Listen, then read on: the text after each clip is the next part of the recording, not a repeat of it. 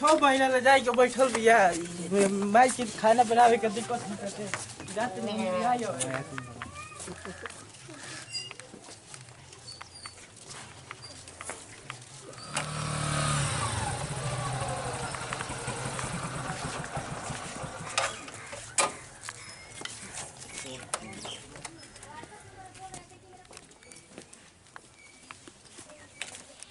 गोरा तुम का हो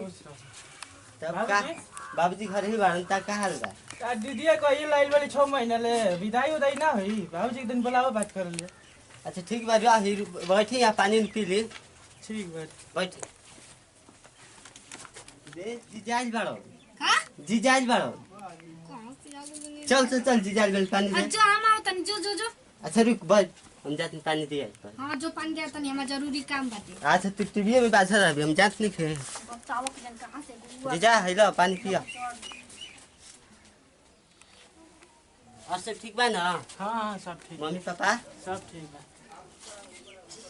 कहां से न चढ़ाए जिगा आगो करो हाथ नहीं खे बोली एगो आगल बाटे न जोने का पापू के हम का कोई रुको अपन जनुआ से बतिया लेबे तो हेलो हां हेलो कहां बानी जी कहाँ बने जा रही में कहीं न बने अरे रउआ या कहां रह तनी न त देखिए या गुलन किया गुल हो उहे जहां हमर सदिया भरे उल बन केउरी गेल का करे आइल बा लिया जाए खातिर हम लिया तो जाए? मन नहीं की करता मर जाके समझ ले माँ से मिलल चाहता नहीं अरे मतलब होली के सीजन आइल बा तू चल जीबो तो हम का करी कैसे रही हम कैसे कहीं बाबूजी से हां हम तो कहते कि अब तू हमारे घर ही गांव जवर के तू अथुए ना लगब के जानता कि तू हमारे यार हव बाबूजी थोड़ी ना हेलो कहनी ना कि आई हमारे घर ही घर है हाँ घर ही आके बाबूजी से कह दी कि काहे बड़का पापा काहे भेजा तड़ ऐसे ऐसे के जानता बहिने बहन कहियो हमरा के अब बस घर ही में मिलल जी त से मिल के सोचल बनी तोहरे संगे सोचल रहनी कि इनके जान के होली मनाए के ऊ के कहां से आ गई लखदा बा ठीक बात बाड़न घर है चाचा हेलो हां बोल कहनी किया वो घर ही अरे पागल तो बाड़न चाचा घर ही नहीं चाचा घर में तो का इतना जानता बन कि हम तू प्यार कर जे सब कोई थोड़ी ना जानता कि अगर बथू बाटे तू आई तो बाबा के हमार कसम कह देता सुन ना आइल में ना करे बहाना करके भेज देना कदम होली बात जाए अच्छा ठीक बा हमारे से घरा में मिले खातिर हम कुछ फुसला के कह दे कहब न कि हमरा के साड़ी नहीं खकिन ले हम ना जाए हां ये बहाना बाटे उनका कोई उनकर से बहाना हम जाने ला उनका से हम बोलल ना चाहिला हमारा तो सुन के बस माथा चकरिया तक तू सुन चल ना तू आवे की कोशिश कर हम कुछ उपाय लगाओ तनी ठीक बा आव हमारे घर आई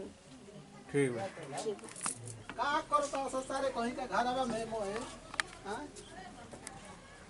के बा हो चलो सरे बाबू बुचिया बाबूजी बोला जा कहाँ गिरल हो खेते गोरनी हां औ जीजा आइल बाड़ो कहां बना दुआरवा पर ना ओए वाई के कुरकुर हटे कोले रहता रह हाँ तो का कर तू एने रह बस चल आवा रह आई बोला तुम बाबूजी खुश रह दिया बैठ बैठ का समाचार बा हो ठीक बा बाबूजी ठीक बा आई लहलिया लेवे हां लिया अब फोन ना कइला ह अब फोन का करे के बा पानी का ढेर दिन हो गए जाई ले तो तेवारी वारी ना होई सही लिया के चल जी बा भेज दे लेके के त का बोल बे ऐसे विदा कर दी होली के दिन आइल बा का दिक्कत बा हां भेज दी तारा के गांव घर को का कहे जी हां ऐसा ही चले तो फोन नहीं करत तो लाजे डर लिखे लगत माई बाबू यह सिखौले ह काहे के ना ई को बिया कोले रहे माई कहत रहे ना कि लड़का बीए पढ़ता हमार ये बीए अब बीए के बकल चलावे लगा हां बकरी चलाइती तो मारा चाहिए हाथ में झाड़ झूर के डरे सही हम बकरी हेलो। चलाइती तो ए तो चलिए तो फोन ना जीजा बैठा तू बैठा ना बैठा बैठे बाबूजी का हो गइल का रखत तुम बैठे अरे आई पर पूछे के लिया जे खातिर ना हां आज फोन कइले रहना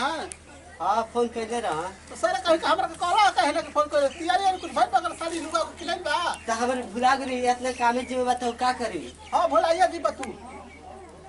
कैसा विदाई होई टेंशन लगा के का करी परीक्षा रहता है एगो तो परीक्षा रहता ही करा ना 10 दिन के बाद होई ह तो भेजाई ना विदा कर दी नो ऐसे चली पैसा भेज दिए भैया तार हैं अरे रही 2 दिन रही अड़की तब जाई ना ना तो कुछ जरूरी काम बाटे कुछ की नहीं लिखा मर मिठाई एकर खाजा कोथली कसार बनल है ऐसे चल जी गांव घटोला में हला का कही हैं अन्ना भाई जा अभी ना बिदाई तो भेंट कराई क्या है वाली का भेंट कराई ना भेजम तो ना भेजम भेंट कराई मत तने बारे राम करुआ का हो लिया जो अपना पाउट अच्छा आओ ए दीदी खोल का करता रे आज देख जी जाइल बाड़ो हमन हम बहरे का कटा ले चल काटे बैठी है जा मने राहत ना रही काजी आपके अब का होली आइल बा कुछ तो मने होली आइल बा कावन चीज तो का होली आइल बा तो आवे जी के ना मने इनका मैं हमर सखी आइल बे ससुरा से नहीं और हम जाई ससुरा बुझाता कि हमार मन नहीं के करत जाए के ओसे भी इतना लुगा फाटा नहीं के कि लेके चल जाए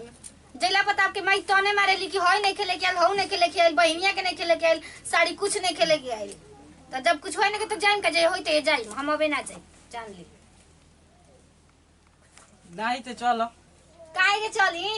ओजे जाई तना सुने खाती का बताई ना ना माई ना बोली सब हाँ बड़ा आज रिक्स ले तनी मैंने बोली हाँ, तो दीदी ठीक माई है एक दिन कहती है। हाँ जी अरे भैया जान तड़े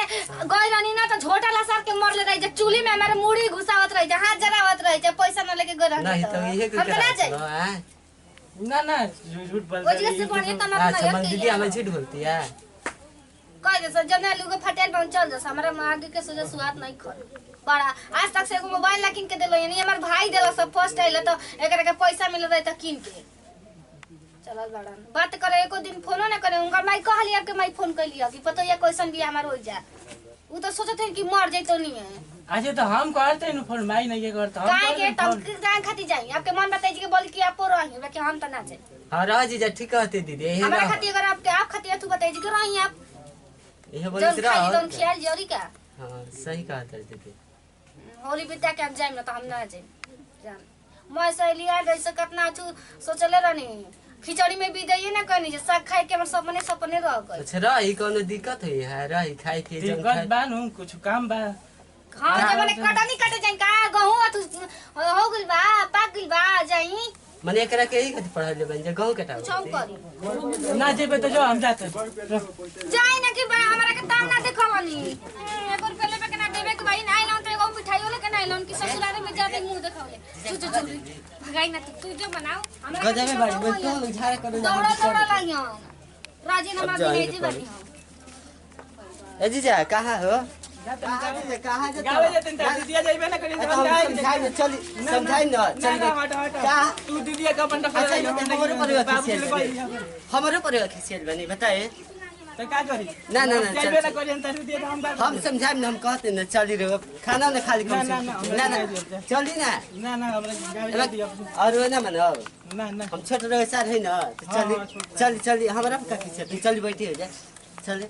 सियाई रह तो बुझाते नहीं आवाज का करी कुछ काम बाटे तुम समझाई न दीदी कहते न बैठी है हम आवत नहीं ठीक ना जरा समझा दन तो उनका समझावे के पात्र है नहीं कनु वो कुछ करे लायक बना नहीं लन कैसे चल गलन उनकर एगो देखावे खातिर आइलन कि ना हम गई नहीं ले आवे न तो उनकर हमने आदमी डांट ले जाए कर रहतन तो कसम ले के चल के रहतन उनकर मने ना रहे उ चल गेलन अच्छा जाए दे समझा दीदी न खाना न दे खिया हुआ दे इजे बाड़ो न बे हां होने जात रह तो लिया कोई नहीं है काहे के लिए कइला रे तो का करी? खाना बनल बा काम बता के लन का कि खाए बनेले बानी अच्छा चल भेंट कर ले हमने